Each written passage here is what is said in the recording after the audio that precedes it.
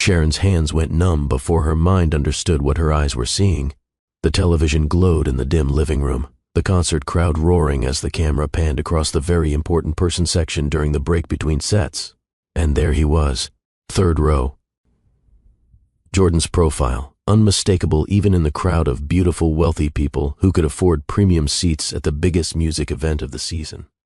He was leaning toward a woman Sharon recognized immediately. Brittany, his head of human resources, the woman he talked about at dinner with an enthusiasm Sharon hadn't heard in his voice when he spoke about her in years. The woman who was sharp and strategic and exactly what the company needed.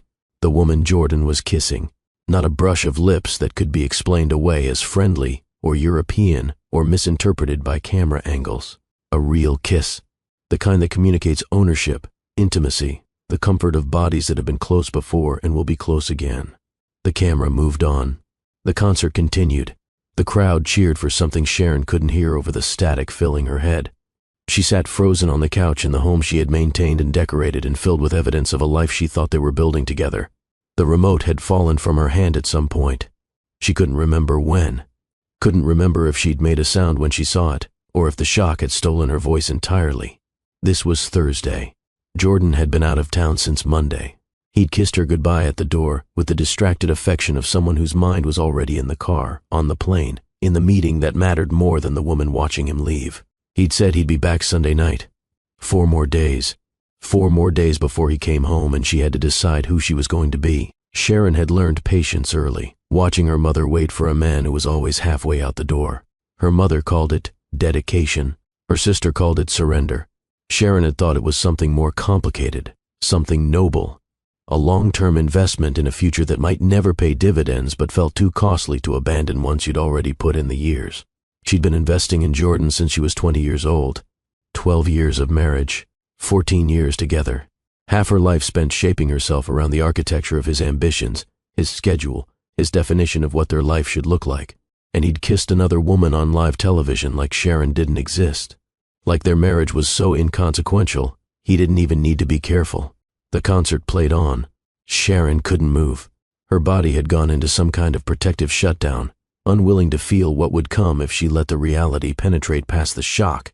She replayed the moment in her mind, the way Jordan had leaned in, the way Brittany had turned her face up to meet him, the ease of it, the familiarity. This wasn't a first kiss.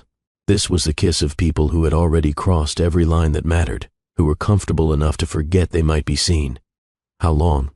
That was the question that finally broke through the numbness.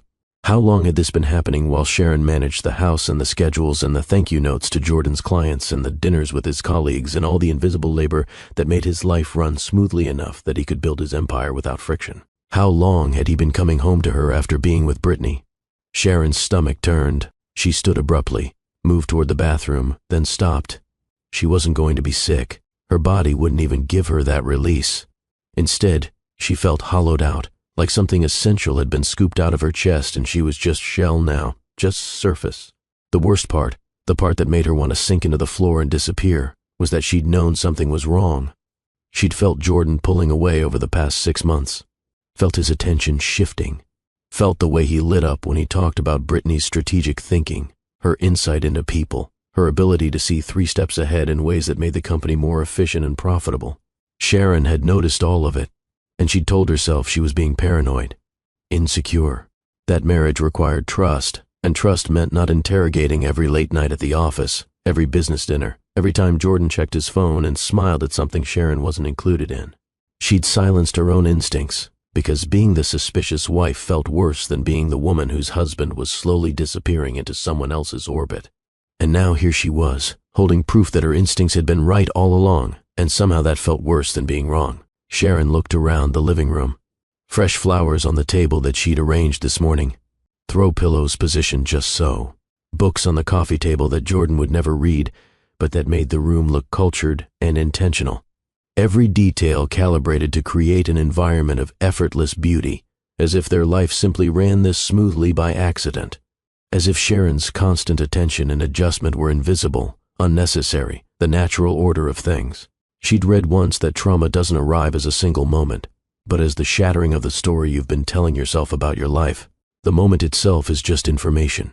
The real damage is realizing that everything you believed was built on sand. Sharon had believed Jordan loved her. Not passionately, maybe. Not with the intensity he'd had when they first met. But steadily, foundationally.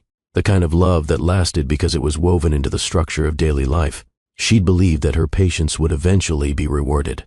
That when the company stabilized, when Jordan had time to breathe, he would turn toward her with his full attention and see everything she'd given. Everything she'd sacrificed. Her career, her visibility, her identity as anything other than his wife. She'd believed in an unspoken contract, invest now, receive later. Support him through the building years, and eventually, he would support her. The kiss on the television screen, those 3 seconds that had already happened, that she could never unsee, shattered that entire narrative. Jordan wasn't waiting to have time to love her properly. He'd already found someone else to give his attention to. Someone who existed in his world of achievement and power. Someone who made him feel successful rather than obligated. And the most devastating part was how little he'd tried to hide it. If he'd loved Sharon enough to care about protecting her dignity, he would have been careful. He would have at least had the decency to conduct his affair in private. But he'd kissed Brittany in the very important person section of a televised concert, which meant one of 2 things. Either he was so arrogant he thought he'd never be caught, or he was so indifferent to Sharon's feelings that getting caught didn't matter enough to make him cautious. Sharon didn't know which possibility was worse. She picked up her phone, put it down, picked it up again. Her sister's number was right there, Rebecca's too. One call and she'd have people telling her what to do, how to feel, what this meant. One call and the story would become real in a way it wasn't yet, locked inside her head where she could still pretend she'd misunderstood what she'd seen. She didn't call anyone. Instead, Sharon walked upstairs to the bedroom she shared with Jordan. His side of the closet was half empty, his suits and dress shirts in a hotel room across the country. Her side was full, organized, all the clothes she wore to blend into the background of his life. She opened his nightstand drawer, pulled out his iPad that he sometimes forgot to take on trips. It was unlocked. Jordan had never been worried about Sharon looking at his things. Why would he be? She was patient, trusting, accommodating. She didn't snoop or interrogate or demand explanations. She waited for him to share what he wanted to share and accepted what he chose to withhold. She'd thought that made her mature. Now she wondered if it had just made her easy to betray. The email app opened to his inbox. Sharon scrolled, not sure what she was looking for. Proof, maybe. Or absolution. Some explanation that would make the kiss make sense. What she found was worse than dramatic love letters or explicit messages. What she found was intimacy, inside jokes, late-night exchanges about company strategy that shifted into personal territory. Messages from Brittany thanking Jordan for listening, for understanding, for seeing her in ways her husband didn't. Messages from Jordan saying he felt the same way. That talking to Brittany made him remember what it felt like to be excited about someone, to feel matched instead of accommodating. Accommodating. That was the word he'd used to describe what Sharon offered him. Not partnership, not love, accommodation. Sharon closed the iPad, put it back exactly where she'd found it. She understood now that this wasn't a sudden betrayal. This had been growing for months while Sharon told herself everything was fine, that Jordan's distance was just stress, that marriage required patience. Patience. That word had shaped her entire life. Patience as virtue. Patience as love. Patience as the price women paid to keep men who were always half out the door. But what had her patience earned her? A marriage that was disintegrating while she pretended not to notice. A husband who found her boring and accommodating. An affair conducted so carelessly that it ended up on live television. Sharon lay down on the bed fully clothed. She didn't cry. Crying would require accessing feelings that her body still refused to release. Instead, she stared at the ceiling and tried to imagine what happened next. Jordan would come home Sunday.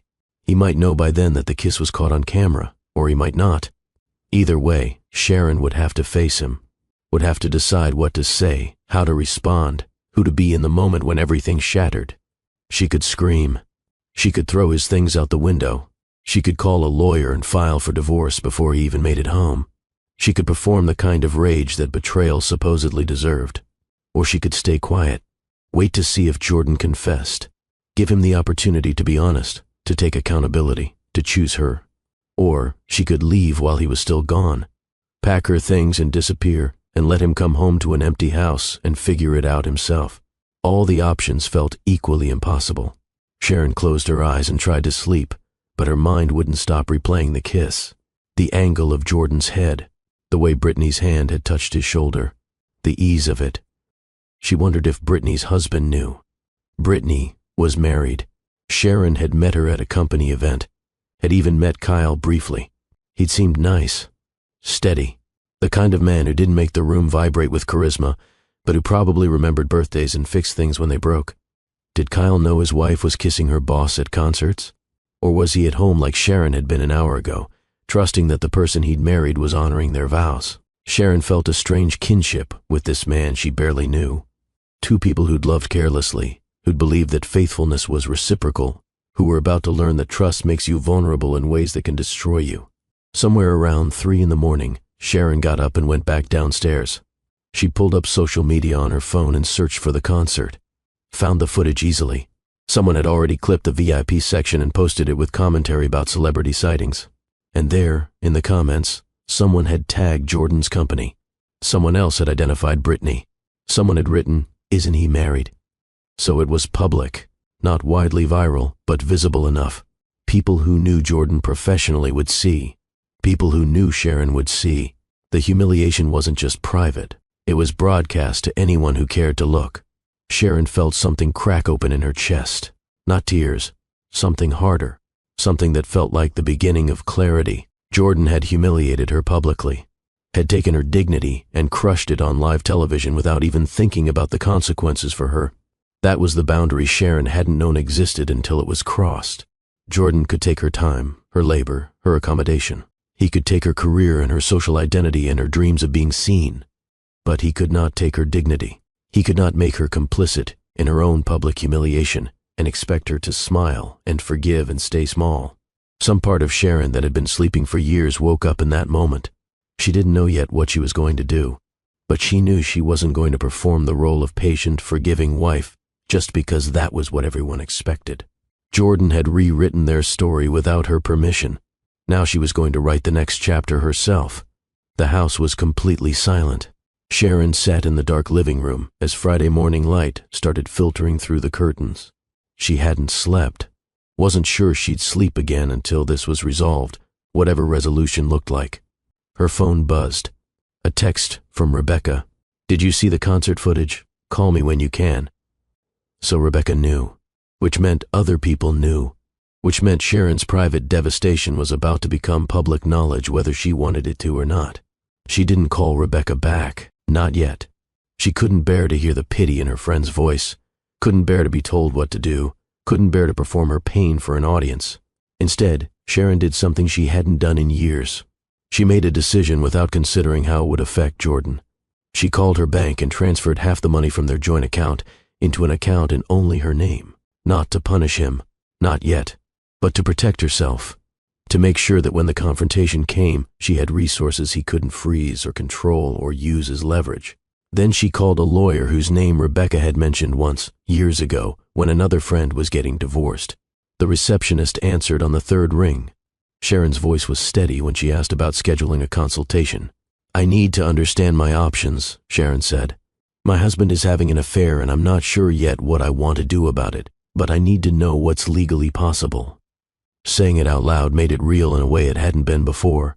"My husband is having an affair." The words felt foreign in her mouth, like she was speaking about someone else's life. The consultation was scheduled for Monday, 3 days away. Sharon thanked the receptionist and hung up.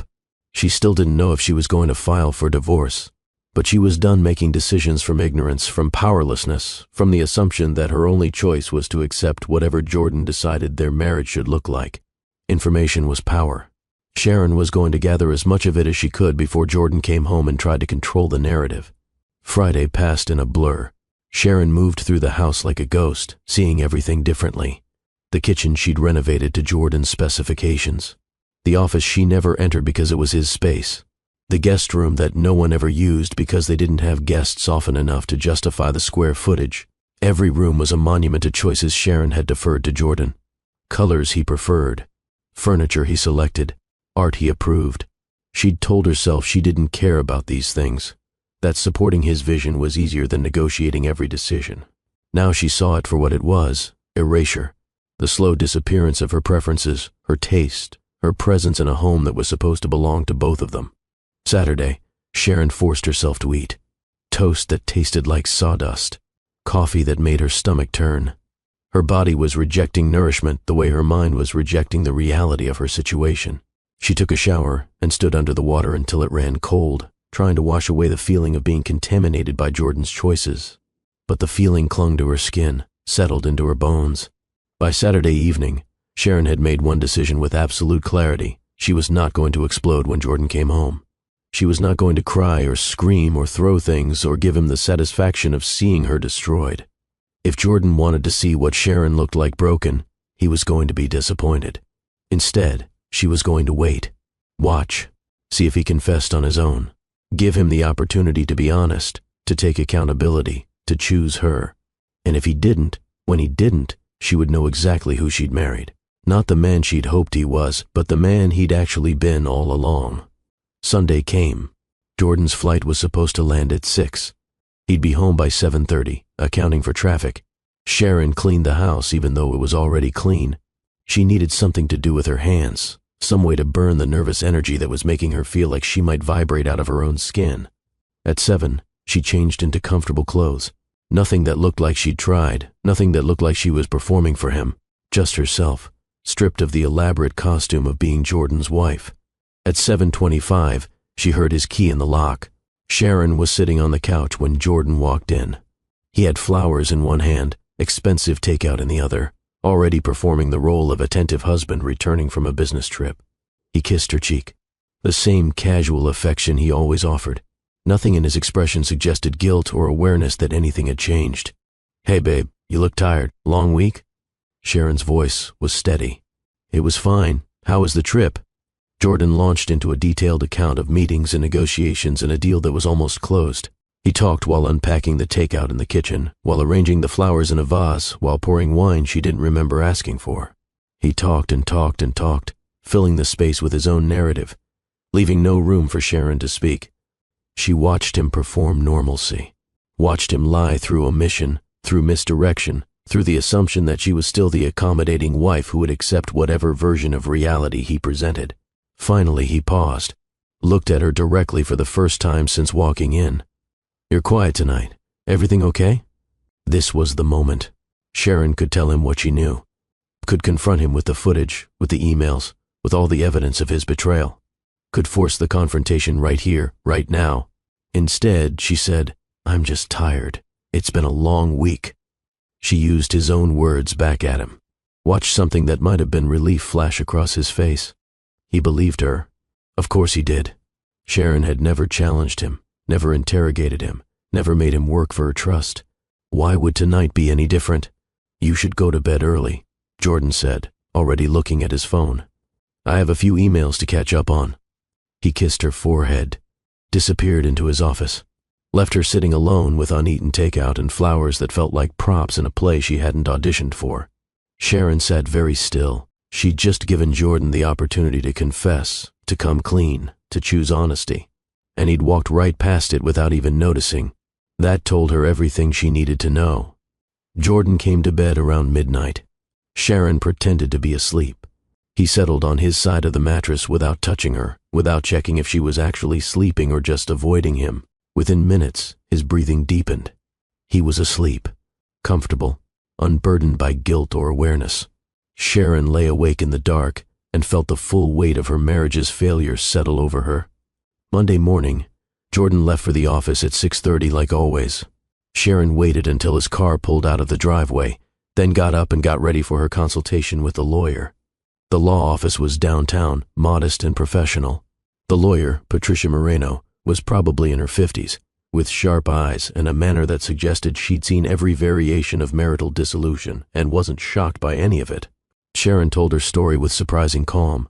The kiss on television, the emails, the pattern of distance and emotional withdrawal, the public humiliation. Patricia listened without interrupting, taking occasional notes. When Sharon finished, Patricia leaned back in her chair. "What do you want?" The question caught Sharon off guard. "I'm not sure yet. That's why I'm here." Let me rephrase. Do you want to save the marriage or end it? I don't know. Patricia nodded.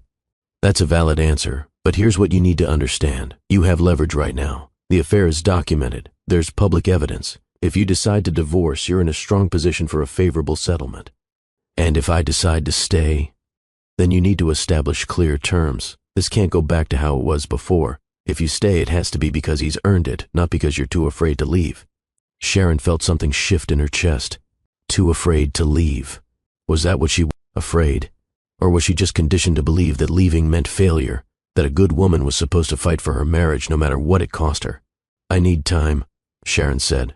I need to see if he's capable of real change. Patricia's expression was neutral. That's your right, but while you're figuring it out, I'd recommend you continue protecting your assets. Document everything. Keep records of his whereabouts, his communications with the other woman. If this goes to divorce, you'll want evidence. Sharon left the office with a folder full of information about her legal rights, her financial options, her possible futures. She sat in her car in the parking garage and realized she felt more solid than she had in days. Not better, not healed, but less like she was disappearing. Knowledge was power. Strategy was power. And Sharon was done being powerless in her own life. That evening, Jordan came home and asked about her day. Sharon mentioned running errands, meeting a friend for coffee. She didn't mention the lawyer. Jordan accepted her answer without question. Why wouldn't he? Sharon never lied to him. Never had reason to. But she was lying now. Through omission. Through misdirection. Using the same tactics he'd been using on her for months. And Sharon discovered something surprising. She didn't feel guilty. Tuesday morning, Rebecca called. Sharon finally answered. I've been worried sick about you. Did you see the footage? Have you talked to Jordan? I saw it. We haven't talked about it yet. Rebecca's voice sharpened. What do you mean you haven't talked about it? Sharon, he was kissing another woman on live television. What's there to talk about? You need to leave. It's more complicated than that. It's not complicated. He cheated. You deserve better. You leave. Sharon felt a flash of irritation. Rebecca meant well, but she was doing exactly what Sharon had feared, reducing a 12-year marriage to a simple equation with an obvious solution. I appreciate your concern, Sharon said carefully, but I need to handle this my own way. Which is what? Pretending it didn't happen? No, I'm figuring out who I am and what I want before I make any permanent decisions. Rebecca sighed. Just promise me you're not going to let him gaslight you into thinking this is somehow your fault. I promise. They hung up. Sharon felt exhausted. Navigating other people's expectations was almost as draining as navigating Jordan's betrayal. Wednesday, Sharon did something she hadn't done in years. She went to a yoga class. Not because she particularly liked yoga, but because she needed to be in her body, to feel herself existing in space, to remember that she was more than just the hollow shell Jordan's affair had left behind. The class was hard. Her muscles shook. Her mind wandered. But for 90 minutes, she focused on nothing but breath and movement, and it was the first peace she'd felt since Thursday night. Thursday, exactly 1 week since the concert, Jordan mentioned casually over dinner that he was planning a dinner party for his executive team. Weekend after next, nothing too formal, just key people, probably 8 or 10 total. Sharon's fork paused halfway to her mouth. Who's coming? Jordan rattled off names. CFO, head of operations, lead developer. And then casually, like it didn't matter. Brittany, obviously. She's been essential to the recent growth. Sharon felt the room tilt slightly. Jordan wanted to bring the woman he was having an affair with into their home. Wanted Sharon to cook for her, host her, smile at her. The audacity of it was almost impressive. Sharon could refuse. Could tell Jordan absolutely not, that he'd lost the right to bring Brittany into their home the moment he kissed her at that concert. But some instinct told her not to refuse. Told her that seeing Jordan and Brittany together, in Sharon's own space, would tell her things she needed to know. Okay, Sharon said. Jordan looked up, slightly surprised. Really? You don't mind? Why would I mind? She watched him process that question. Watched him decide that her easy agreement meant she didn't know, didn't suspect, didn't see. He smiled. Thanks, babe. I know hosting is a lot of work, but you're so good at it. You're so good at it. Translation, you're so good at invisible labor that makes me look successful. Sharon smiled back. Of course. That night, lying in bed while Jordan scrolled through his phone beside her, Sharon made a decision. She was going to host the dinner party. She was going to be the perfect hostess. And she was going to watch Jordan and Brittany with absolute clarity, no longer filtering what she saw through hope or denial. She was going to see the truth of her situation, and then she was going to decide what to do about it. Friday, Sharon went shopping for the dinner party. She bought expensive ingredients, good wine, fresh flowers. She was going to make this dinner party flawless.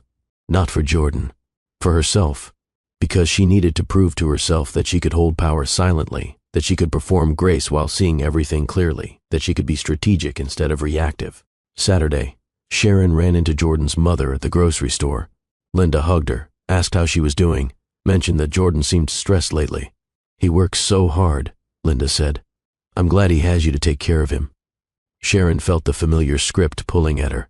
She was supposed to agree, to affirm that taking care of Jordan was her purpose, to accept the role of support system for a man who was betraying her. Instead, she said, "Jordan's very capable of taking care of himself." Linda blinked, surprised. "Of course, I just meant, you're such a good wife." "I try to be a good partner. It's supposed to go both ways." The conversation ended awkwardly. Sharon walked away feeling guilty for disrupting Linda's comfortable narrative, then angry at herself for feeling guilty. How many times had she swallowed her own reality to make other people comfortable? Sunday, Jordan worked from home. Sharon worked on dinner party preparations.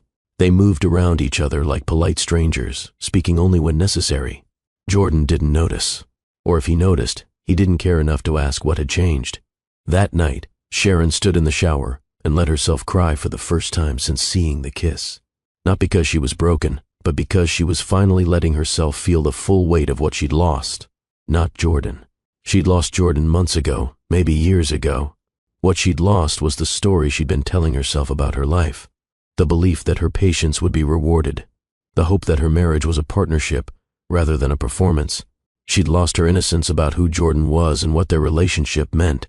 And she was mourning that loss even as she recognized that the truth, painful as it was, had set her free to see clearly for the first time in years. Monday morning, Sharon woke up with absolute clarity about one thing. She was done waiting for Jordan to see her. If he hadn't seen her in 12 years of marriage, he wasn't going to start now. The dinner party was Friday, 5 days away. Sharon was going to use those 5 days to prepare, not just the food in the house, but herself. She was walking into that dinner party with her eyes open, and whatever she saw, whatever she learned, was going to determine what happened next. The week passed in careful preparation. Sharon planned the menu with meticulous attention. She cleaned the house until it gleamed. She bought a new dress, not to impress Jordan, but because she wanted to feel powerful in her own skin. Friday morning, Jordan left early for the office with a reminder that people would arrive at 7. Sharon spent the day cooking. Complicated dishes that required her full attention, that left no room for anxiety or second-guessing. By 6:30, everything was ready. The house looked beautiful. The food was perfect. Sharon had showered and changed into the new dress. Deep blue, elegant, the kind of thing that commanded attention without demanding it. She looked at herself in the mirror and barely recognized the woman looking back. Not because she looked different, but because something in her eyes had changed. She looked like someone who knew things, who saw clearly, who wasn't going to accept less than she deserved just because asking for more felt uncomfortable. The doorbell rang at 7:05. Sharon took a breath, centered herself, and went to answer it. The first guests were Jordan's CFO and his wife. Then the head of operations, the lead developer. People Sharon had hosted before, had made small talk with, had performed the role of charming CEO's wife for. Tonight felt different. Sharon played the role perfectly, warm, welcoming, attentive, but she was watching herself play it, aware of the performance in a way she'd never been before. At 7:20, the doorbell rang again. Sharon opened it to find Brittany standing on her doorstep. Brittany was alone. No husband. She wore a dress slightly too elegant for a casual dinner party, and her smile was warm and practiced. "Sharon, thank you so much for having me. Your home is beautiful." Sharon held Brittany's gaze for just a beat longer than necessary. Long enough to see the micro-expression of discomfort that flashed across Brittany's face before her professional mask locked back into place. "Come in," Sharon said. "Jordan's in the living room."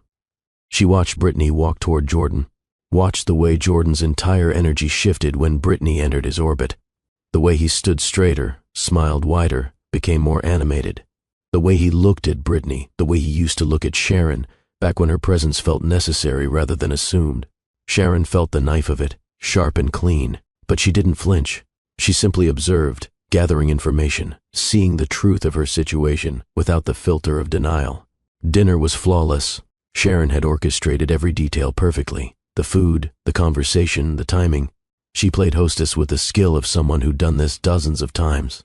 But she was also watching the way Jordan and Brittany stood too close in the kitchen when Sharon went to get more wine, watching the way they finished each other's sentences, watching the inside jokes that excluded everyone else, including Jordan's own wife. Around 9, someone mentioned the concert. The energy in the room shifted almost imperceptibly. The CFO's wife laughed. "Those VIP tickets are insane. Who pays $3,000 to watch a concert when you could just stream it at home?" Jordan changed the subject quickly. Brittany focused intently on her plate, and Sharon understood they knew. They knew the footage existed. They just believed Sharon either hadn't seen it or wouldn't do anything about it. The assumption that she was too weak, too dependent, too small to matter ignited something in Sharon that all the betrayal hadn't quite reached. After dinner, Sharon and Brittany ended up alone in the kitchen during cleanup. The other guests were in the living room. Jordan was holding court about some industry development. Brittany loaded plates into the dishwasher with the careful efficiency of someone trying to be helpful. "You're an amazing cook," Brittany said. "Jordan's lucky to have someone who can pull off a dinner party like this." Sharon turned to face Brittany directly, held her gaze with perfect calm. "I saw the concert footage." The plate in Brittany's hand froze halfway to the dishwasher. Her professional mask cracked for just a moment. Fear, guilt, calculation all flashing across her face before she recovered. "Sharon, it wasn't, you have to understand." "I don't have to understand anything," Sharon said quietly. "I just wanted you to know, that I see you, both of you." Brittany's face had gone pale. "Are you going to tell Kyle?" So Brittany's husband didn't know yet. "Interesting. What you tell your husband is your decision," Sharon said. "I'm just done pretending I don't see what's happening in my own marriage."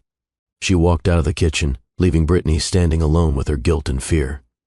The rest of the evening passed in a blur. Sharon played perfect hostess until the last guest left at 11:30. Brittany had left early, claiming a headache. Sharon had smiled and said she hoped Brittany felt better soon. Jordan was in high spirits. "That went really well. Everyone was impressed. You did an amazing job." Sharon looked at him. This man she'd spent 12 years loving, shaping herself around, believing in. This man who could stand in their home surrounded by evidence of her labor and care and not see her at all. "Jordan," she said quietly, "I saw the footage from the concert." His face went through a rapid progression of emotions. Confusion, realization, panic.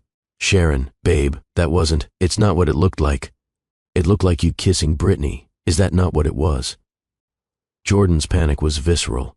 "It was a mistake. I was drunk. It meant nothing. Brittany means nothing. You have to believe me." Sharon felt strangely calm watching him spiral. "How long?" "What? How long have you been having an affair with her?" We're not. It was just that one time." "Don't lie to me anymore. I read your emails. I know this has been going on for months." Jordan's face crumbled. He looked genuinely devastated, which might have moved Sharon once.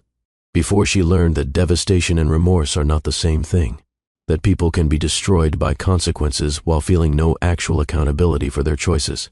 "Please," Jordan said, "please don't leave me. I'll do anything. I'll fire Brittany. I'll go to therapy. I'll do whatever you want. Just please don't leave."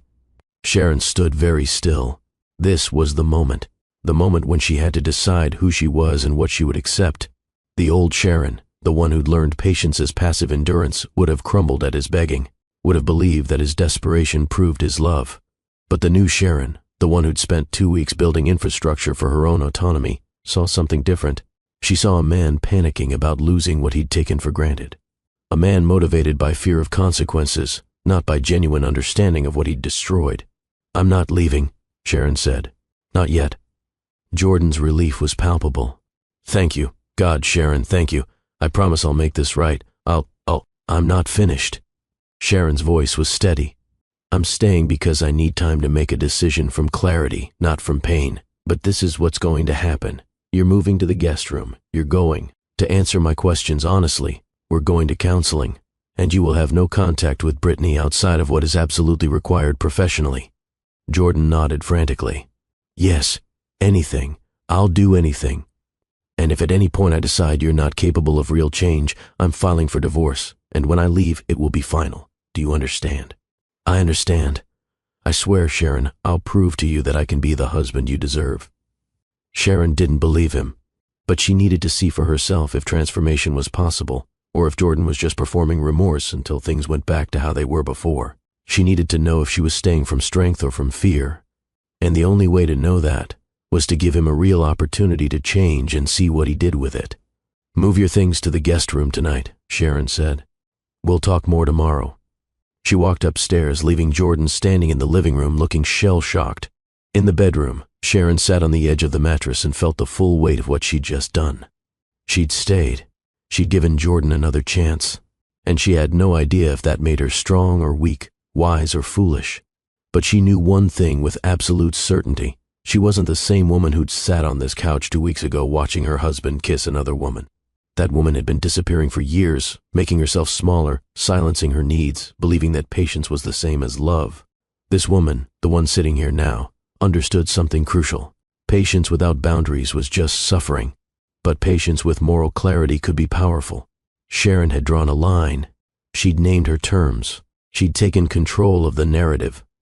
And whatever happened next would be her choice, not something that happened to her while she waited for someone else to decide her worth. That was power, real power, the kind that didn't need to announce itself because it was rooted so deeply in truth that it was unshakable. Sharon lay back on the bed, her bed now, not theirs, and closed her eyes. She didn't know what tomorrow would bring, didn't know if Jordan was capable of becoming the partner she deserved, didn't know if this marriage could be saved or if she was just delaying the inevitable, but she knew who she was now, what she would and wouldn't accept, what she owed herself, and what she was willing to offer another person who'd shown her exactly how little he valued her dignity. And that knowledge, painful and clarifying and absolutely certain, was the beginning of everything.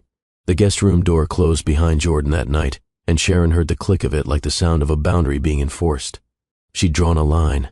Now she had to see if Jordan was capable of respecting it, or if he would simply wait for her resolve to soften and everything to slide back to how it was before. She didn't sleep well. Her body wasn't used to having the bed to herself, wasn't used to the silence of a room that held only her breathing. But there was a strange relief in it too. She didn't have to perform relaxation or pretend she wasn't devastated. She could just be, alone with her grief and her clarity. Morning came too early. Sharon heard Jordan moving around downstairs, the familiar sounds of him making coffee and checking his phone. When she came down at 7, he was sitting at the kitchen table looking like he hadn't slept either. "I made coffee," he said, tentative, like he wasn't sure what the rules were anymore. "Thank you." They sat across from each other in silence. The silence felt different now, not comfortable, not companionable, loaded with everything unsaid, everything broken. Finally, Jordan spoke. "I called Brittany this morning, told her she needs to resign." Sharon looked up. "I told you I didn't want you to fire her just to make yourself look better." She agreed it was the right move, for everyone. She's going to submit her resignation today, effective in 2 weeks. Sharon studied his face. He looked earnest, relieved to have taken action, like this solved something fundamental. But it didn't. Brittany leaving didn't address why Jordan had betrayed Sharon in the first place. It just removed the visible evidence of his failure. "We need to find a marriage counselor," Sharon said. "Someone who specializes in infidelity. I already looked some up. I can call today, get us in as soon as possible." His eagerness would have touched her once. Now it just made her tired. Jordan was good at taking action, at solving problems, at managing crises. But transformation wasn't the same as crisis management. Transformation required sitting with discomfort, examining yourself honestly, changing patterns that had existed for years. Sharon wasn't sure Jordan was capable of that kind of work, but she was going to give him the opportunity to prove her wrong. The first therapy session was the following Wednesday. The therapist, Dr. Reeves, was a woman in her 60s with kind eyes and a manner that suggested she'd heard every variation of marital dysfunction. She asked them each to describe what brought them to therapy. Jordan launched into his version first. He'd made a terrible mistake. He'd gotten too close to a colleague. He'd crossed a line he never should have crossed.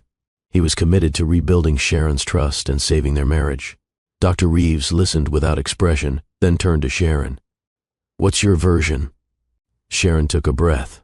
"My husband had an affair with his employee. I found out when I saw them kissing on live television at a concert. When he came home, he didn't confess. He acted like nothing had happened. It took me confronting him for him to admit anything." Dr. Reeves nodded. "What do you want from therapy?" "I want to understand if my marriage is salvageable, if Jordan is capable of real change, or if he's just performing remorse until I forgive him and everything goes back to normal." Jordan flinched. I'm not performing anything. I genuinely want to fix this." "Then let's talk about what fixing this actually means," Dr. Reeves said. "Jordan, what do you think went wrong in your marriage that made the affair possible?" Jordan hesitated. "I was working too much. I was stressed. Brittany understood the pressure I was under in ways that—" He stopped, realizing how that sounded. "In ways that Sharon didn't?" "Doctor," Reeves prompted. "No, I just meant Brittany worked with me, so she got it, the day-to-day stress. And Sharon didn't get it because she wasn't part of your professional world. She was busy with her own things. We drifted apart." Dr. Reeves turned to Sharon. "Did you feel like you drifted apart?" Sharon chose her words carefully. "I felt like I'd disappeared. I'd spent years supporting Jordan's career, managing our home, making his life run smoothly, and somewhere in that process, I stopped being a person to him. I became a function, something that was supposed to be there, like electricity or running water." Jordan looked stricken. "That's not true. I never thought of you that way." "Then how did you think of me?" The question hung in the air.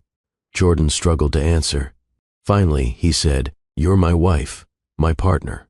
What does that mean to you?" "Doctor," Reeves asked, "what does Sharon contribute to the partnership?" Jordan listed things. Sharon was supportive, patient.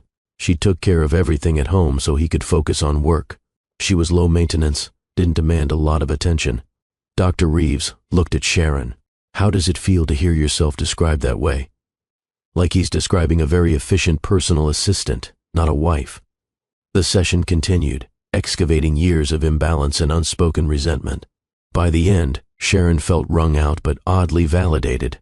Someone with professional authority had witnessed Jordan's inability to see her as a whole person, his tendency to value her only for what she provided him.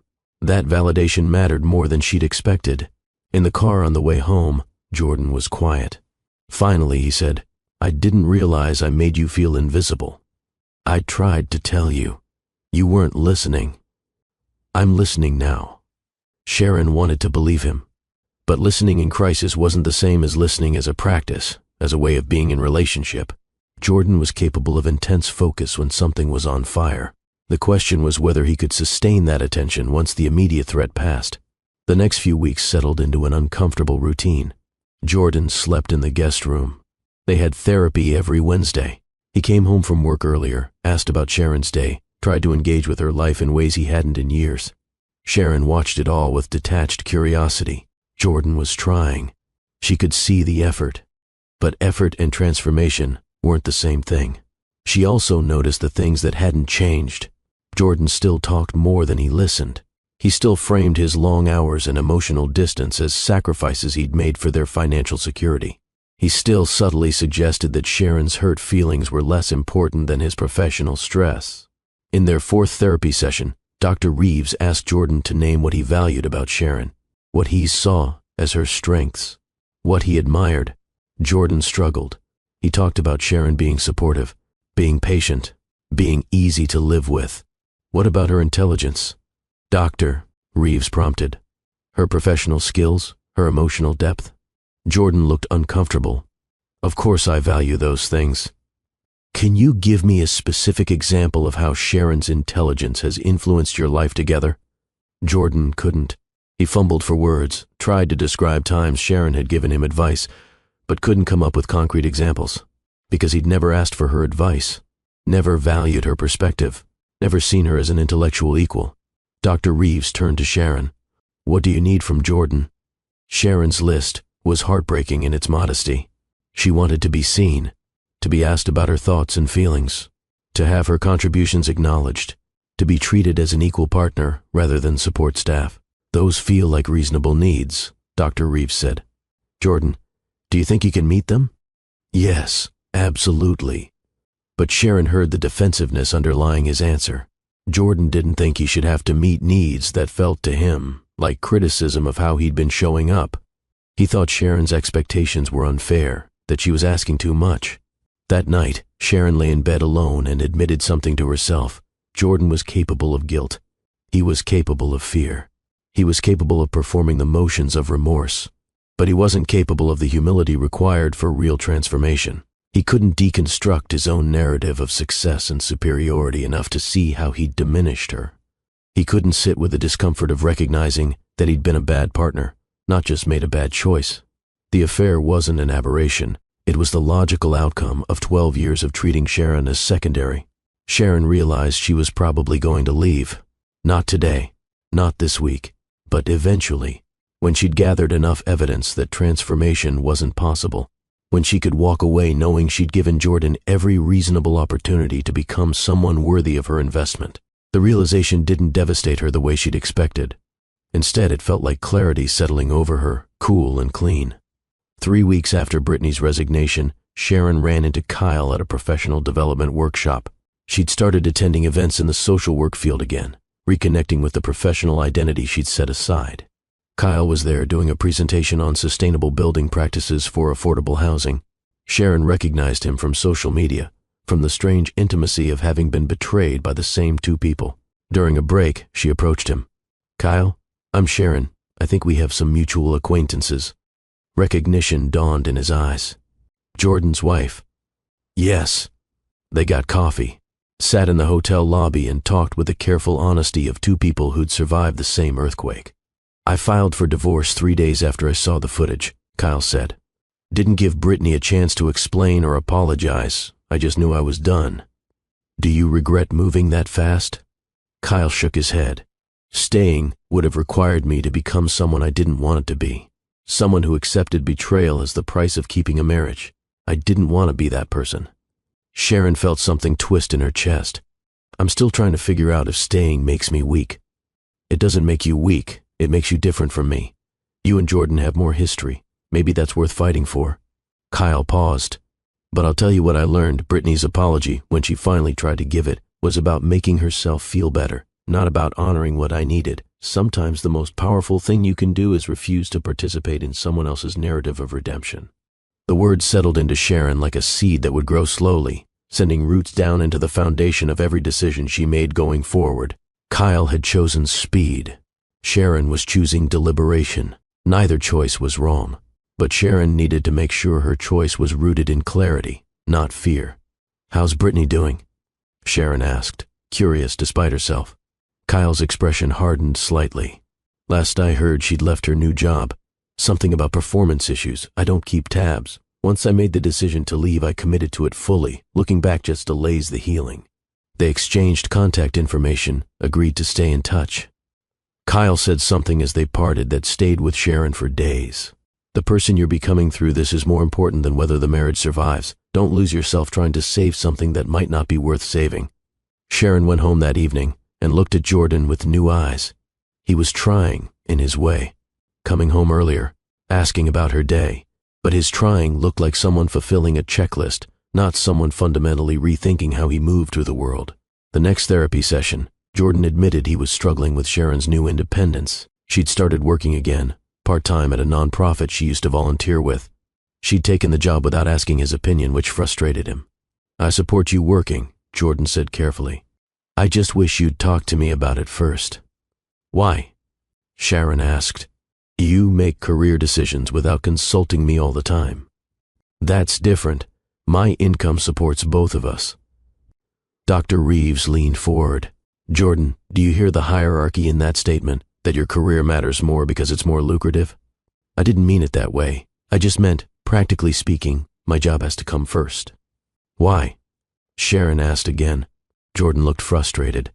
"Because that's how our marriage has always worked. I focus on the career that can support us both. You have the freedom to pursue work that's meaningful without worrying about the income." "That's not freedom," Sharon said quietly.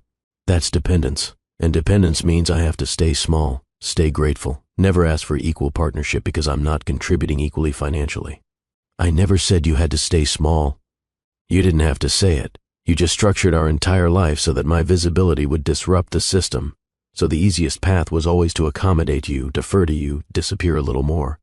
The truth of it sat heavy in the room. Jordan looked genuinely disturbed, like he was seeing their marriage from an angle that had never occurred to him. But disturbed wasn't the same as changed. I don't know how to fix this, Jordan said finally. I feel like nothing I do is enough. Dr. Reeves's voice was gentle but firm. That's because you're trying to fix Sharon's perception rather than examining your own patterns. You want her to see your efforts and forgive you, but she needs you to actually transform, which is much harder work. Jordan was silent. Sharon watched him wrestle with the discomfort of being truly seen, truly held accountable. And she realized this was as far as Jordan could go. He could feel guilty. He could try harder, but he couldn't fundamentally rethink who he was and how he'd structured power in their relationship. He was asking Sharon to accept a better version of the same dynamic.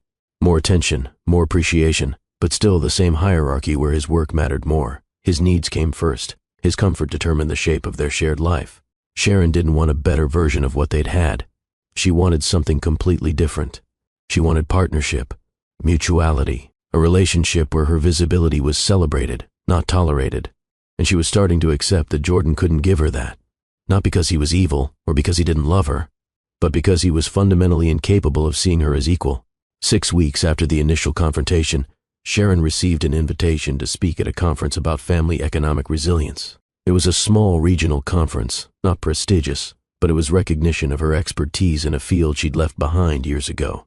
Sharon accepted without telling Jordan first. She put the date in her calendar and started preparing her presentation. When she mentioned it casually over dinner a week later, Jordan's reaction was telling. That weekend, I was hoping we could take a trip together, work on reconnecting. I'm committed to the conference now. Can you cancel? This feels important for us. Sharon looked at him steadily. My professional commitments are important too. Jordan's frustration was visible. Of course they are. I just thought, given everything we're working through, that us reconnecting would be the priority. Your work has never taken a back seat to our relationship. Why should mine? The question sat between them, unanswered. Because Jordan didn't have an answer that wouldn't reveal exactly what Sharon already knew, he believed his priorities should always come first. That night, Sharon started making practical preparations. She opened her own bank account, separate from their joint finances. She updated her resume. She reached out to old colleagues and started rebuilding a professional network that existed independently of being Jordan's wife. She wasn't leaving yet, but she was building the infrastructure that would make leaving possible when the time came. And the time was coming. Sharon could feel it like weather rolling in, inevitable and clarifying. The conference was in 3 weeks. Sharon prepared her presentation with a kind of focus she hadn't felt in years. She was talking about supporting families through economic trauma, but she was also talking about her own experience, about disappearing, about finding your way back to yourself. The work felt meaningful in a way that decorating the house and hosting dinner parties never had. This was her voice, her expertise, her contribution to something larger than one man's empire. Jordan continued going through the motions of remorse and reconciliation, but Sharon noticed the small ways his commitment was already eroding. He was checking his phone more during dinner, working late more often. The initial panic that had made him eager to do whatever it took was fading into frustration that Sharon hadn't forgiven him yet. 2 weeks before the conference, Jordan came home with news. His company had been invited to present at an industry conference, the same weekend as Sharon's conference. It's a huge opportunity, Jordan said. Major visibility, could lead to some significant partnerships. Then you should go, Sharon said. Jordan looked relieved. You don't mind? Why would I mind? We both have professional obligations that weekend. Right, of course. Jordan paused. Where's your conference again? The Regional Social Work Association. I told you about it 2 weeks ago. Right, yeah, that's great. But Sharon could tell Jordan had already forgotten, had filed it under things that didn't really matter because they weren't attached to significant money or status. She felt something settle in her chest.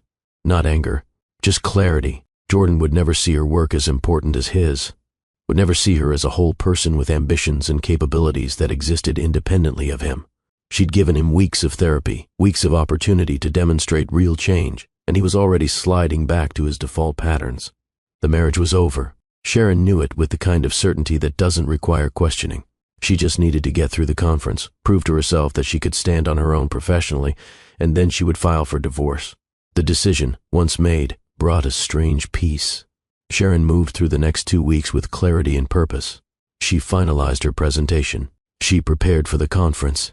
She continued therapy with Jordan because she'd committed to the process, but she was no longer invested in the outcome. Jordan attended his industry conference and barely asked about Sharon's. When they both returned home Sunday evening, Jordan was animated, talking about connections he'd made, opportunities that were developing. Sharon let him talk, let him narrate his own importance. She was done trying to find space for her voice in the conversation. Monday morning, Sharon called Patricia Moreno, the lawyer she'd consulted weeks ago. "I'm ready to file for divorce." Patricia's voice was steady, unsurprised. "I'll draw up the papers. We'll file this week." Sharon went to work, gave a presentation to her colleagues about a new program they were developing, had lunch with a coworker who'd become a friend. She was building a life that didn't require Jordan to function. A life that was hers. When she came home that evening, Jordan was in the living room on his phone. He looked up when she entered. "Hey, how was work?" "Good. I need to talk to you." Something in her tone made Jordan put the phone down. "What's wrong?" "I'm filing for divorce." The words landed like stones. Jordan's face went through rapid stages of emotion. Shock, denial, panic. "What? No, Sharon, we've been making progress. We're working on things. You've been performing effort. I've been observing whether real change is possible, and I have my answer. This isn't fair. I've been doing everything you asked. Therapy, coming home early, giving you space. What more do you want?" Sharon's voice was steady. "I want a partner who sees me as equal, who values my work and my perspective, who doesn't treat my needs as inconvenient demands. You're not capable of that. Not because you're a bad person, but because you fundamentally believe your priorities matter more than mine." "That's not true." "It is true, and I'm done accepting less than I deserve." Jordan stood, agitation crackling through him. "So that's it? You're just giving up? After 12 years? "I'm not giving up. I'm choosing myself. There's a difference. This is about that conference, isn't it? You're upset I didn't ask more questions about your presentation." Sharon almost laughed. "It's not about the conference. It's about 12 years of you not asking questions. 12 years of you assuming I'd always be there, accommodating and invisible. 12 years of me making myself smaller so you could be bigger. I never asked you to do that. You didn't have to ask. You built a life where that was the only option, where my visibility would disrupt everything, where asking for equal partnership would make me unreasonable, demanding, too much." Jordan's panic was morphing into anger. "So what? You're going to throw away our marriage because I didn't appreciate you enough? That's your standard?" "My standard is being treated with dignity. You failed that standard the moment you kissed another woman on live television. I apologize for that. I've been trying to make it right." "You've been trying to make it go away. That's not the same thing." The fight continued for another 20 minutes, Jordan cycling through every manipulation he'd ever used. He accused Sharon of being unforgiving, of expecting perfection, of giving up too easily. He begged, promised to do better, swore he'd change. But Sharon didn't waver. She'd done the internal work. She knew who she was and what she wouldn't accept. And Jordan's desperation didn't move her, because she understood now that desperation wasn't love. Finally, Jordan went quiet. "When?" "The papers will be filed this week. You'll need to find a lawyer." "Where will you go?" "I'm staying here for now. You can stay in the guest room or find somewhere else. I don't particularly care which." Sharon walked upstairs, leaving Jordan standing in the living room looking shattered.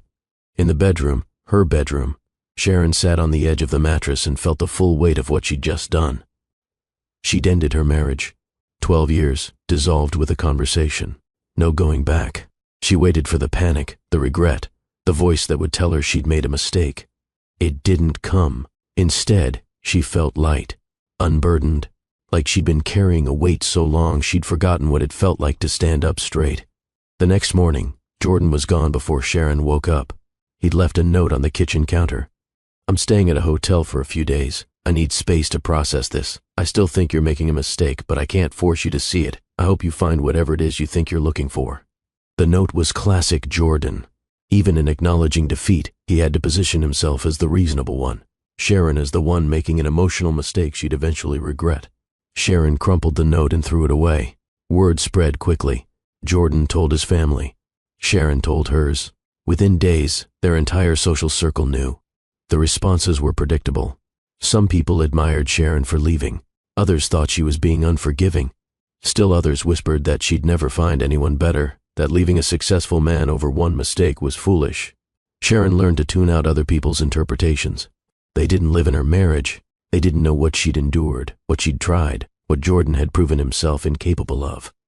Their opinions were irrelevant. Rebecca called, fierce and supportive. "I'm proud of you. This took so much courage." Sharon's sister called, worried. "Are you sure about this? Jordan's a good provider. You're not getting any younger." Their mother called, disappointed. "Marriage takes work, Sharon. You can't just give up when things get hard." Sharon listened to all of it and felt nothing. Other people's expectations had governed her life for too long. She was done performing for an audience. 2 weeks after filing for divorce, Sharon attended a fundraising gala for the organization she worked for. She went alone, wearing a dress that made her feel powerful, carrying herself with the kind of presence that comes from knowing exactly who you are. People approached her carefully, aware that she was in the middle of a public divorce. Some expressed support. Others avoided her entirely, uncomfortable with the messiness of marital failure. Sharon handled both reactions with grace. She wasn't performing the role of victim or survivor. She was simply herself, which was somehow more unsettling to people than either extreme. During the cocktail hour, someone Sharon used to work with approached.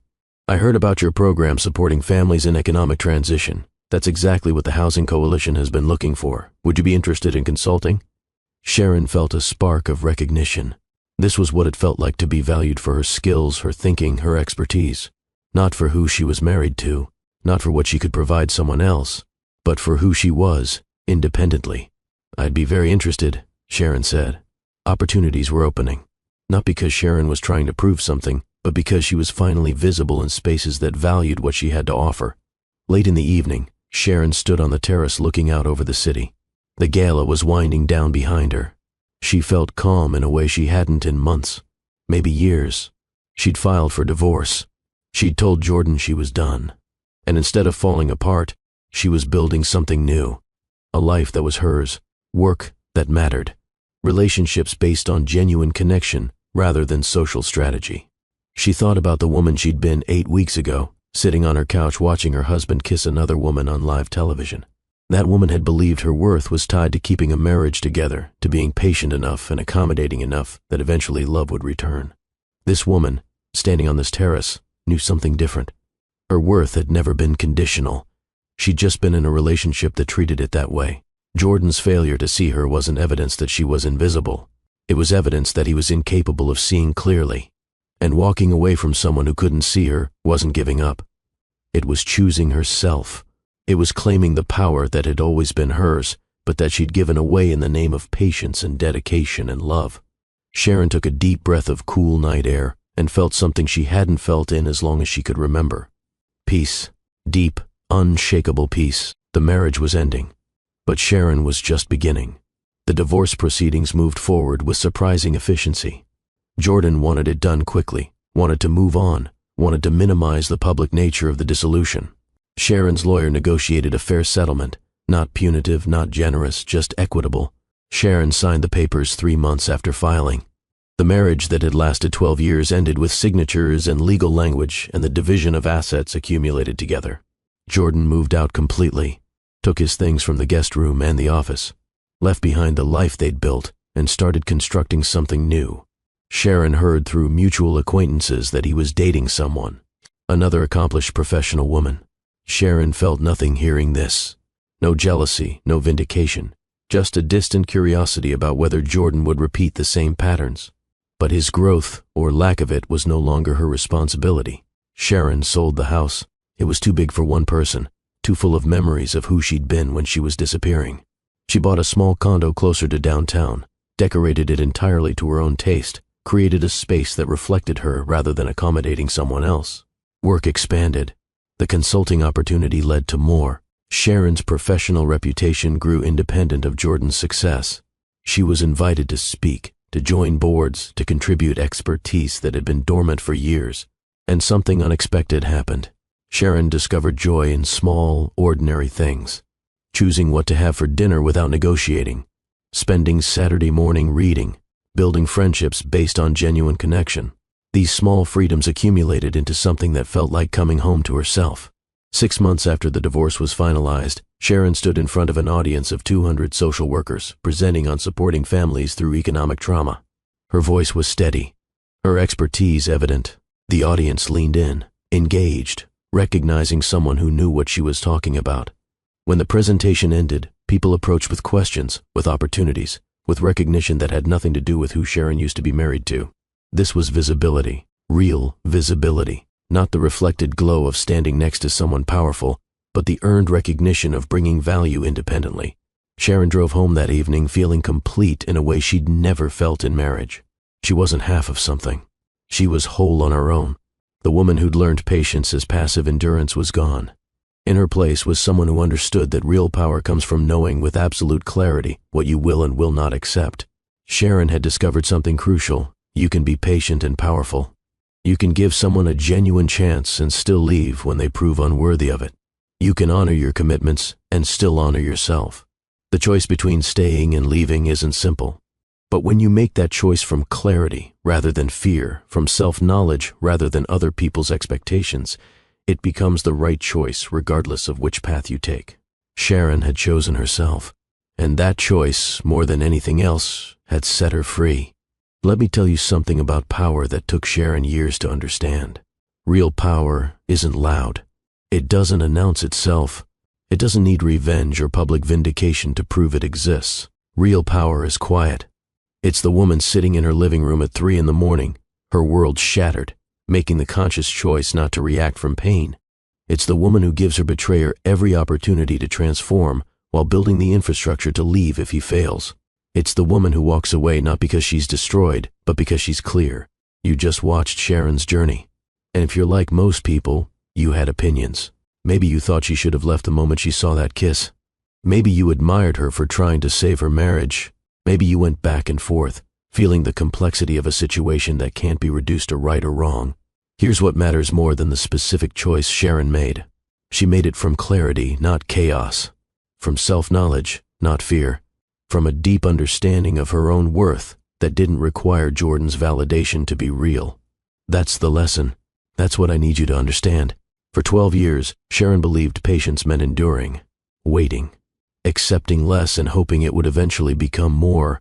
She believed love required self-erasure, that being a good partner meant making yourself small enough to fit in the margins of someone else's life. And that belief nearly destroyed her, because patience without boundaries isn't a virtue. It's just suffering dressed up as dedication. But patience with moral clarity, that's power. That's the capacity to stay present with yourself while refusing to accept treatment that violates your dignity. That's the strength to give someone a genuine chance while simultaneously building the foundation to leave if they waste it. Sharon gave Jordan every opportunity. She didn't leave in rage or impulse. She stayed long enough to see clearly whether transformation was possible. And when she finally left, she left whole. Not broken, not destroyed, whole. That's the victory. Not that she escaped a bad marriage, but that she reclaimed her own authority, her own voice, her own power to choose a life that honored her worth. Some of you watching this are in relationships that are slowly erasing you. You feel yourself disappearing, but you tell yourself it's normal. It's what relationships require. You're being too sensitive. Let Sharon's story give you permission to ask hard questions. Is your patience serving your growth or enabling your erasure? Are you being loved or being used? Are you in a relationship that celebrates your wholeness or one that requires you to stay small to function? Those questions require courage, but asking them is the first step toward reclaiming power you might not even realize you've given away. Here's what else I want you to understand. Jordan wasn't a monster. He didn't set out to destroy Sharon. He loved her in his way. But his love was conditional. It showed up when she was useful, when she was accommodating, when she asked for nothing. And it disappeared when someone more exciting came along. Conditional love will always fail you eventually. Always. Because the moment you need something, the moment you become inconvenient, the moment you ask for equal partnership instead of grateful accommodation, conditional love evaporates. You deserve better than that. You deserve love that celebrates your visibility, not your invisibility. Love that sees your wholeness, not just what you can provide. Love that treats you as essential, not as optional. And if the person you're with can't offer that, If they can only love you when you're small and quiet and undemanding, then the most powerful thing you can do is what Sharon did. Choose yourself, not as punishment for them, but as honoring for you. Now, I know some of you are thinking, but Sharon gave up. She didn't fight hard enough. She should have tried longer. Let me be clear. Sharon fought for 12 years. She fought by being patient when Jordan was distant. She fought by supporting his dreams while setting aside her own. She fought by making their home beautiful, their life smooth, his success possible. She fought by believing in the marriage even when Jordan stopped investing in it. And then, when the betrayal came, she fought by giving him the opportunity to transform. She went to therapy. She set boundaries. She watched with clear eyes to see if real change was happening. That's not giving up. That's giving everything, and then having the wisdom to recognize when everything isn't enough. Knowing when to leave is just as important as knowing how to stay. And leaving from strength, from clarity, from self-knowledge, that's not failure. That's victory. So here's my blessing for you today, wherever you are in your own journey. I pray that you find the courage to see your relationships clearly, not through the filter of hope or fear or what you wish was true, but as they actually are. I pray that you stop confusing someone's desperation to keep you with actual love. I pray that you learn the difference between patience that grows you and patience that slowly kills you. I pray for your peace when you have to make hard choices, when everyone has an opinion about your life but only you have to live with the consequences. I pray for your strength when people try to convince you that your standards are too high, your expectations unreasonable, your worth negotiable. I pray that you build a life so rooted in self-knowledge and moral clarity that no one can shake you from it. I pray that you find people who love your wholeness, not your accommodation, who celebrate your voice, not your silence, who see you as essential, not as optional. And most of all, I pray that you know, deep in your bones, that choosing yourself is sacred work, that honoring your worth isn't selfish, that walking away from people who can't see your value isn't giving up. It's claiming the power that was always yours. You are worthy of being seen fully. You are worthy of love that doesn't require you to disappear. You are worthy of partnership that celebrates your strength rather than demanding your smallness. Hold on to that truth, especially when everything else feels uncertain, especially when people tell you you're asking for too much, especially when staying feels easier than leaving. Your worth is not determined by who chooses you. Your worth is determined by who you choose to be when people fail to see your value. Be like Sharon. Do the work. Set the boundaries. Give genuine chances. But know when enough is enough. And when you finally choose yourself, do it without apology and without looking back. That's how you win. Not by destroying someone else, but by becoming whole yourself. Remember that. Hold on to it. Let it guide every choice you make about who gets access to your heart, your time, your precious life. You deserve so much more than conditional love. Don't settle for less, just because settling feels safer than demanding what you're worth. 1 year after the divorce, Sharon woke up in her sun-filled bedroom and felt something she'd almost forgotten was possible. Contentment.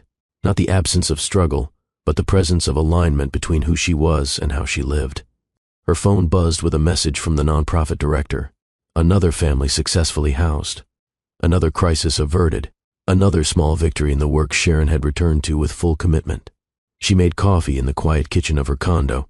Every detail of the space reflected her choices. The art on the walls that she loved, not that looked impressive to guests. The books stacked on surfaces because she actually read them. The colors that made her feel peaceful rather than performing elegance. This was home, not the house she'd maintained for Jordan's image. This space that held only her presence, her preferences, her way of being in the world. Sharon's calendar was full in ways that energized rather than drained her. Work, professional development, lunch with Rebecca, a board meeting for the Family Housing Coalition, coffee with Kyle, who'd become a genuine friend in the aftermath of their parallel devastations. She'd built a life that didn't require another person to function. And in that independence, she discovered something crucial. She was more herself alone than she'd ever been in partnership with someone who needed her small. The doorbell rang mid-morning. Sharon answered to find a delivery, a small package from her sister. Inside was a framed photo from Sharon's conference presentation 6 months ago. Sharon standing at the podium, mid-sentence, looking confident and engaged and fully present. Her sister had written on the back, "This is who you are, don't ever forget again." Sharon set the frame on her desk where she'd see it every day. a reminder that visibility was her birthright, not something she needed to earn or apologize for. Work that afternoon was challenging in the best way. A family facing eviction needed immediate intervention. Sharon coordinated with landlords, social services, emergency funds. She used every skill she'd developed over years in this field, skills that had atrophied during her marriage but had returned stronger for having been tested. By evening, the family had temporary housing and a plan forward. The mother hugged Sharon with tears of relief. This was why the work mattered, not the salary, which was modest, not the recognition, which was limited, but the direct impact of seeing people and helping them navigate crises that could have destroyed them. Sharon drove home feeling the particular satisfaction of having contributed something meaningful to the world. She thought about Jordan occasionally, wondered if he'd learned anything, wondered if his new relationship was different, or just a repetition of the same patterns with a different person. But mostly she didn't think about him at all. He was her past. She was building her future. That evening, Sharon attended a community event. She moved through the crowd with easy confidence, talking to colleagues, former clients, people whose lives had intersected with hers in ways that mattered. Someone approached to thank her for help their family had received. Someone else asked her professional opinion on a policy question. Someone invited her to contribute to a research project on economic resilience. Sharon was visible, not because she was standing next to someone powerful, but because she'd built her own authority through competence, integrity, consistent showing up. This was the crown, not a man begging her to stay, not public recognition of having been wronged, but the quiet authority of a life lived in alignment with her values. Later, standing alone for a moment on the periphery of the event, Sharon reflected on how far she'd traveled from the woman who'd sat frozen on her couch watching her husband betray her on live television. That woman had believed her worth was tied to keeping a marriage together. This woman knew her worth was intrinsic, unchangeable, independent of anyone else's capacity to see it. That woman had been patient to the point of self-erasure. This woman had learned that patience with boundaries was powerful, but patience without self-respect was just suffering. That woman had believed love required sacrifice of self. This woman knew that real love celebrated wholeness, not accommodation. The journey between those two versions of herself had been devastating and clarifying in equal measure. Sharon wouldn't wish the pain on anyone, but she also wouldn't trade the wisdom she'd earned through it. She'd learned that moral clarity is more valuable than being right, that leaving can be just as courageous as staying, that the most important relationship you'll ever have is with yourself. She'd learned that some people are capable of loving you only conditionally, and that their limitation isn't your responsibility to fix. Most importantly, she'd learned that choosing yourself isn't selfish. It's the most sacred work you can do. Sharon left the event and drove home through the city she was learning to navigate as a single woman rebuilding her life. The future was uncertain in ways it hadn't been when she was married, but uncertainty from a place of self-knowledge felt infinitely better than certainty from a place of erasure. At home, Sharon changed into comfortable clothes and sat on her small balcony with a book and a glass of wine. The evening was cool and quiet. She had nowhere to be, no one to accommodate, no role to perform. She was just Sharon, whole and visible and free. And that, more than anything else, was the victory. Not that she'd escaped a bad marriage, not that Jordan had faced consequences, but that she'd reclaimed herself, that she'd remembered who she was beneath the years of making herself smaller, that she'd chosen a life that honored her worth rather than accepting one that diminished it. Sharon closed her eyes and felt gratitude wash over her, not for the betrayal, but for what the betrayal had forced her to see, for the clarity that had come from devastation, for the woman she'd become through the fire of having to choose herself when no one else would. She was grateful for the courage to leave, grateful for the patience to do it right, grateful for the moral clarity that had guided her through the hardest decision of her life. And she was grateful to be here, now, on the other side of the storm, standing in her own light. Sharon opened her eyes and looked out at the city lights. Somewhere out there were other women sitting in living rooms watching their worlds crumble. Women wondering if they had the strength to leave. Women questioning whether their worth was real or just something they'd imagined. Sharon hoped her story would reach them somehow, hoped they would see that survival is possible. That clarity comes, that the woman you become through choosing yourself is worth every hard conversation, every moment of doubt, every person who judges your decision. She hoped they would learn what she'd learned, that you can be patient and powerful, that you can give someone every chance and still leave when they waste them all, that you can honor your commitments while also honoring yourself. And she hoped they would remember, in their darkest moments, that their worth was never conditional, that it didn't depend on who chose them or who stayed or who finally saw their value. Their worth, like Sharon's, was intrinsic, unshakable, theirs to claim the moment they decided they were done accepting less than they deserved. Sharon lifted her glass in a silent toast, to the woman she'd been, who'd done her best with the understanding she had, to the woman she was becoming, who was learning to trust her own wisdom above everyone else's opinions, and to every woman who would come after, who would face her own moment of choosing between patience that diminished and power that elevated. May they all choose themselves. May they all find their way home to their own worth. May they all discover that the most powerful thing you can do is refuse to disappear.